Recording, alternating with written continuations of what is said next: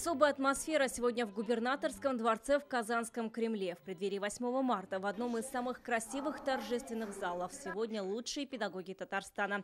У каждой за плечами 20-30-летний, даже полувековой стаж работы и сотни благодарных учеников. За воспитание молодого поколения их благодарит Рустам Миниханов. В жизни каждого из нас были самые лучшие: воспитатель в детском саду, учитель в школе, преподаватель в учреждении профобразования, наставник на работе, который запомнился на всю жизнь. Это особенное теплое чувство, убежден, оно взаимно.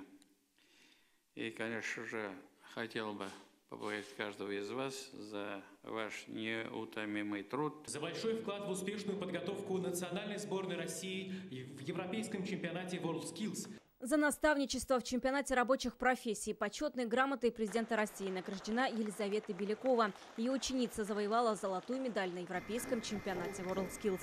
Профессия учителя и наставника – это ведь на сегодняшний день одна из важнейших профессий в обществе. И от усилий зависит во многом будущее наших детей и наше будущее. Директор Казанского 121-го лицея Валентина Афонская и начальник отдела управления образования Азнакаевского района Лилия Ахмадишина удостоены медалей за доблестный труд.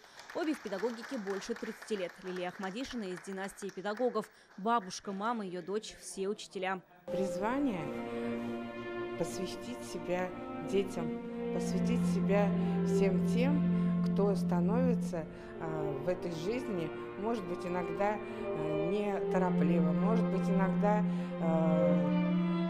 неустойчиво, но ставить их на ноги, пришивать им крылья и отправлять в добрый путь.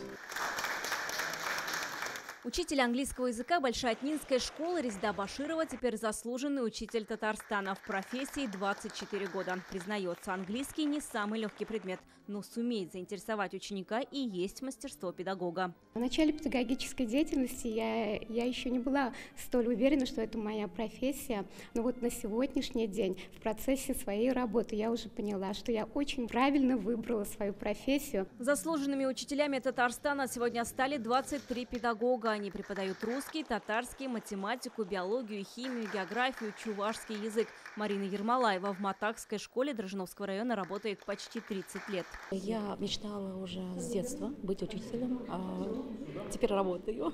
И не хочу никуда уходить, больше и не могу, наверное, в других местах работать.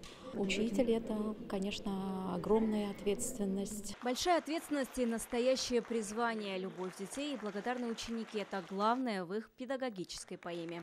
Вероника Гайнудинова, Лисан Саитова, ТНВ, Казань.